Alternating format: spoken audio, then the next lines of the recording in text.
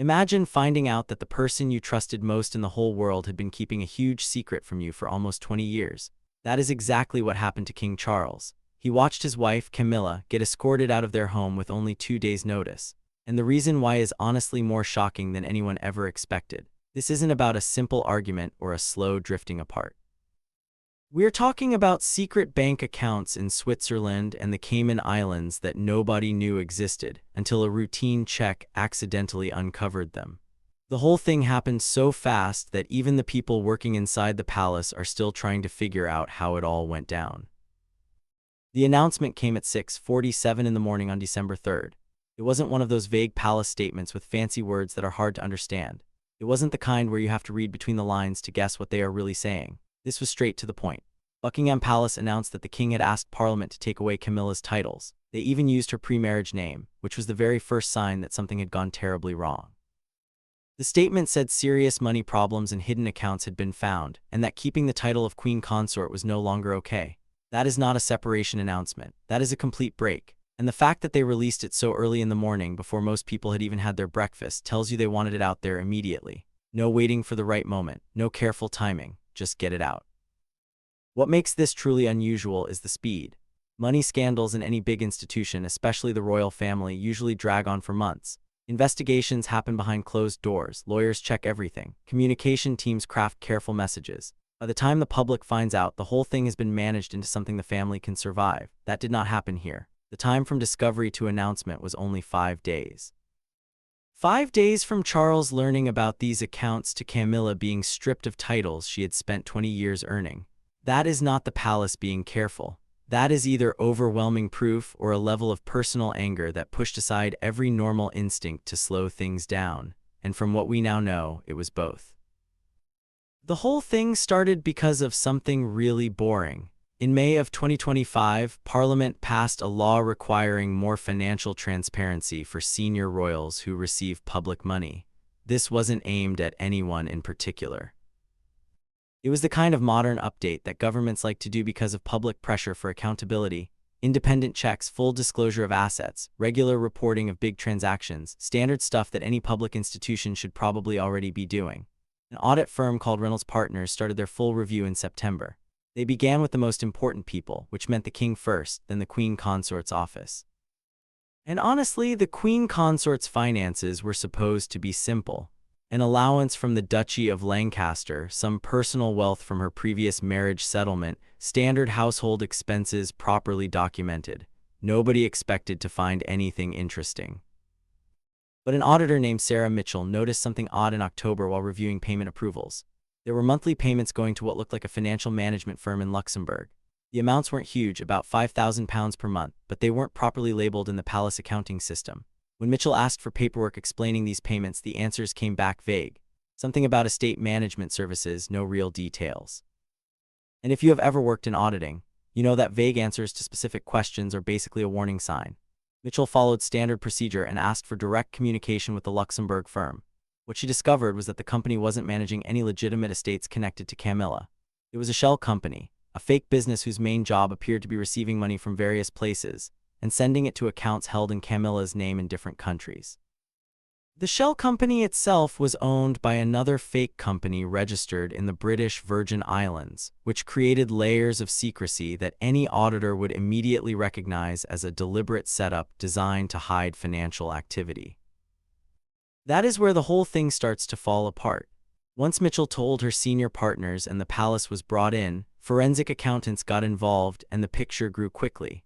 There were 3 separate accounts at banks in Geneva and Zurich opened between 2003 and 2005, containing combined balances of about £3.2 million. Transaction history showed regular deposits from various sources, some from British groups, others from accounts in places that made tracing difficult. Withdrawals were minimal, which suggested these accounts were mainly for saving money rather than spending. Then there were the Cayman Islands accounts opened in 2007 shortly after Camilla's marriage to Charles, containing over £4 million. The source of the money appeared to be mostly UK-based transfers, but routed through middle accounts that hid where they came from. And here's the detail that makes the timeline especially damaging. Deposits had continued regularly through 2024. This wasn't old money from before the marriage that she had forgotten about. This was ongoing activity throughout her entire time as Duchess of Cornwall and Queen Consort. Active hiding, not just forgetting to mention something. Luxembourg held the third major group, about £1.3 million, which seemed to serve as a collection point for various smaller payments that were then sent to the Swiss and Cayman accounts. The setup suggested careful planning.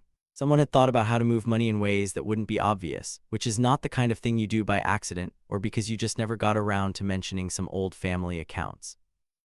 When investigators started tracing where the money actually came from, the patterns got troubling. Some appeared to come from wealthy individuals with connections to Prince Andrew's social circle, including several who had been linked to controversial figures or businesses under investigation for money problems. Other deposits traced to companies operating in areas where a royal connection might provide business advantage. Now, nobody has proven direct pay for access arrangements, but the timing of certain deposits compared to events Camilla hosted or causes she supported created patterns that investigators found concerning. And then there is the Andrew connection, which is where this gets even messier. The timing of certain deposits into Camilla's accounts match periods when Andrew was known to be looking for money to cover legal expenses or settlement costs. No direct transfers between Andrew and Camilla could be proven, but the circumstantial timing suggested possible coordination or shared money strategies. That is a lot of coincidences stacking up. Princess Anne was brought into the investigation in mid-November, when palace officials realized the scope extended beyond simple hidden assets into possibly criminal territory. Anne's reaction, according to those briefed on the investigation, was horror. She reportedly said this wasn't just hidden money. It was a setup designed to hide ongoing financial activity from family, from palace officials, and from authorities. That level of planning suggests knowing wrongdoing, not innocent oversight.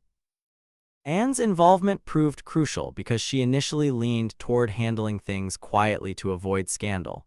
But as the investigation revealed the extent of the hiding and the troubling sources of some funds, she concluded that protecting the institution required transparency, even if it meant destroying Charles's marriage and Camilla's position. William was briefed on November 25, 3 days before Charles would learn the full truth. Palace lawyers walked him through the paperwork showing the account structures, the timeline, and what it all meant. William's immediate worry was whether his father might be involved, whether Charles could have known about the accounts and failed to tell anyone.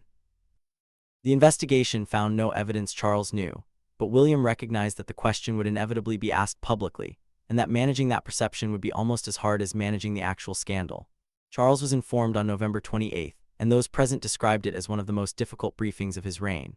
Senior advisors presented him with paperwork showing the accounts, the amounts when they were created, and the mysterious sources of funding. Charles's first reaction was disbelief. He kept insisting there must be innocent explanations, administrative errors, misunderstandings. But as he looked through the evidence, the reality became impossible to ignore. She had been hiding millions from him for their entire marriage. While he had been defending her publicly, supporting her rehabilitation, trusting her completely, she had been hiding wealth he did not know existed. His question to advisors was devastating in its simplicity. He asked if she had married him with these accounts already in place, already hiding this from him. A confrontation happened that same evening at Clarence House.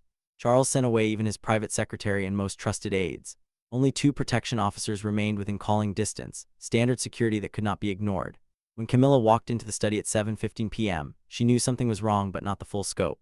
Charles was sitting behind his desk rather than in the casual seating area where they typically talked, creating a barrier that was as much emotional as physical. He laid out the financial paperwork on his desk. Bank statements, account opening records, transaction histories, company structures, all printed and organized by date. He did not speak at first, he just pointed for her to look. The silence, he later told William, was because he genuinely wanted to believe there was an explanation. He had hoped for some innocent reason for decades of hidden accounts. Camilla's first response was denial, not of the accounts themselves, but of any wrongdoing. She insisted these were old accounts from before their marriage, family money she had kept separate, nothing that needed to be shared. But as Charles pushed, pointing to transaction dates clearly showing activity throughout their marriage and into her time as Queen Consort, the denials became less confident and more defensive. The turning point came when Charles confronted her with evidence of connections to individuals in Andrew's circle. Timing that suggested coordination during Andrew's financial troubles, patterns that looked like something beyond simple private savings.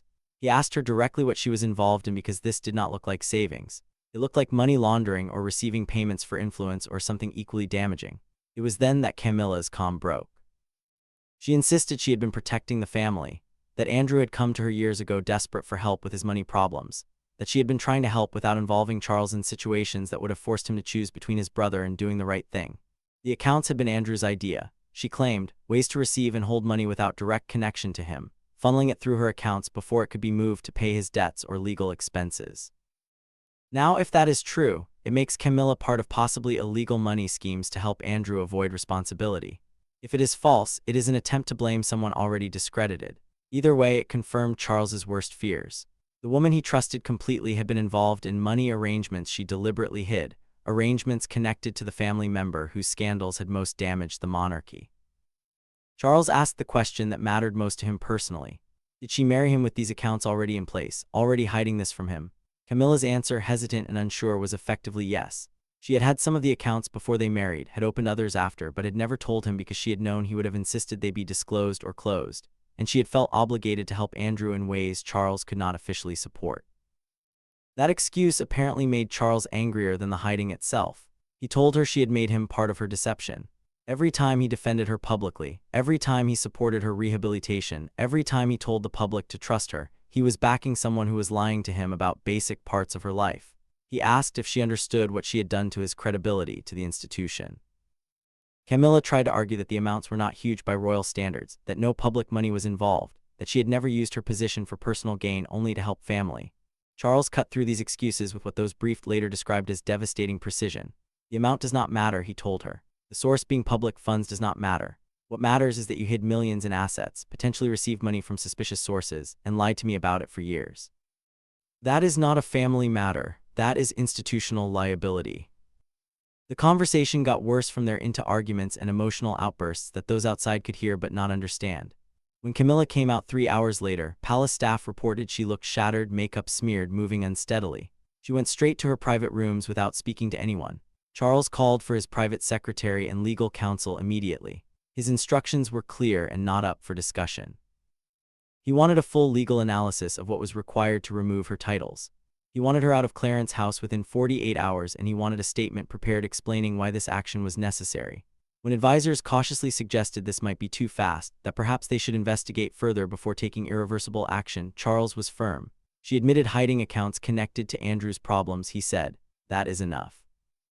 I will not allow the crown to be involved in whatever financial scheme she was part of." William was called to Clarence House at midnight. He found his father heartbroken but determined. Charles told him this was not an emotional reaction despite how it looked. She had created institutional liability through deception, and as king he could not overlook that regardless of his personal feelings. William agreed that action was necessary but suggested more time for proper legal process. Charles refused. Every day she remains queen consort while we know about this hiding is another day of institutional dishonesty. He said it ends now. The legal process for removing Camilla's titles proved more complicated than Charles's urgency wanted to allow. Unlike private citizens who can simply divorce and be done, removing royal titles required parliamentary action, privy council involvement, and navigating constitutional rules that had rarely been tested. The palace legal team worked through the night of November 28th and into the following day researching historical examples. The closest comparison was the removal of titles from German relatives during World War I, but that involved foreign royals, not a queen consort. There was also the abdication crisis of 1936, but that was voluntary, not forced removal.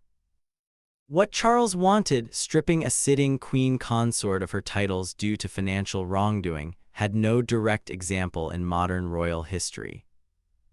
The legal team determined that several steps were required.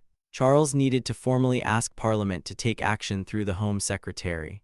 The Privy Council would need to advise on whether such action was constitutional. Parliament would likely need to pass specific legislation authorizing removal of the titles granted upon Charles and Camilla's marriage. The entire process could take weeks or months under normal circumstances, but Charles instructed his legal team to use emergency procedures to make clear to parliamentary officials that time was of the essence, and to use every available way to speed up action. His position was that continuing Camilla's title, while investigations proceeded, would make the crown part of whatever wrongdoing the accounts represented. The emergency Privy Council session convened on November 30th at Buckingham Palace. Senior government ministers, judges, and royal advisors formed the constitutional body that advises the crown on matters of highest importance. The meeting was unprecedented in modern times for its speed and subject matter. Palace lawyers presented the evidence of undisclosed accounts, the amounts involved, the troubling sources of some funds, and Camilla's admission of deliberate hiding. The legal argument was straightforward. Continuing the Queen Consort title under these circumstances created institutional risk and undermined public trust in the monarchy's financial honesty. Removing titles was a fair response to a serious breach of trust affecting the crown's reputation. The Privy Council's discussion took hours, with several members expressing concern about the example being set, and the image of a king essentially divorcing his wife through official mechanisms rather than personal ones. But ultimately, the constitutional weight of the king's position prevailed. The Privy Council advised that parliamentary action to remove titles would be constitutionally proper given the circumstances. At the same time, government officials had been briefed on the situation and the king's request for emergency parliamentary action. The Prime Minister, after consultation with senior ministers and the leader of the opposition, agreed to introduce emergency legislation that would authorize removal of titles granted to Camilla upon marriage. The speed of this agreement reflected both the seriousness of the evidence and the government's desire to support the monarchy through a crisis that could undermine public confidence in the institution. The legislation, drafted overnight and introduced to Parliament on December 1st, was brief and specific.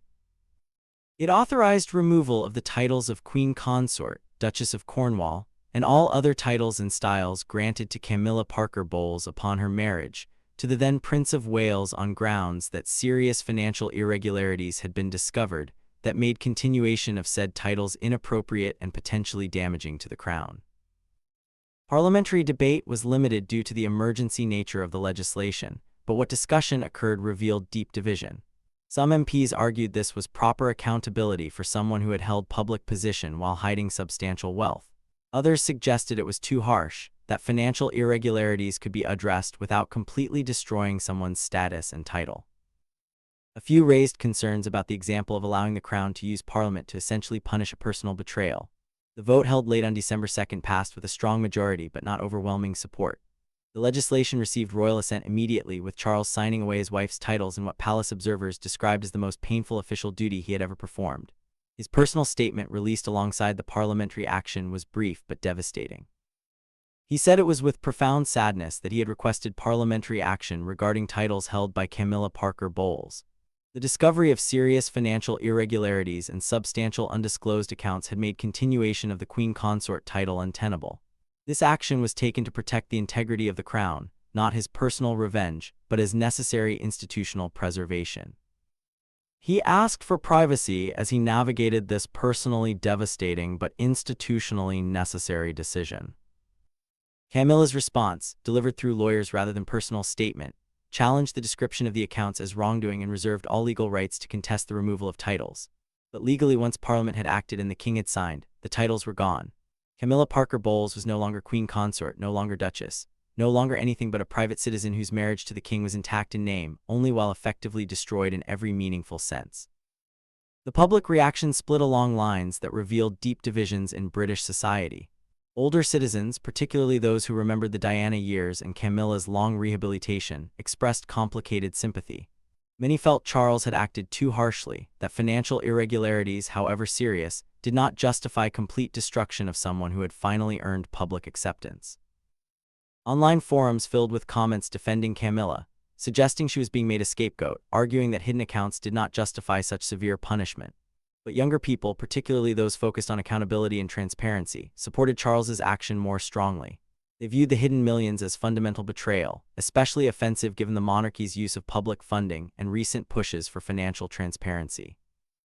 The fact that Camilla had hidden substantial wealth while the nation faced economic hardship created anger that went beyond sympathy for her personal situation.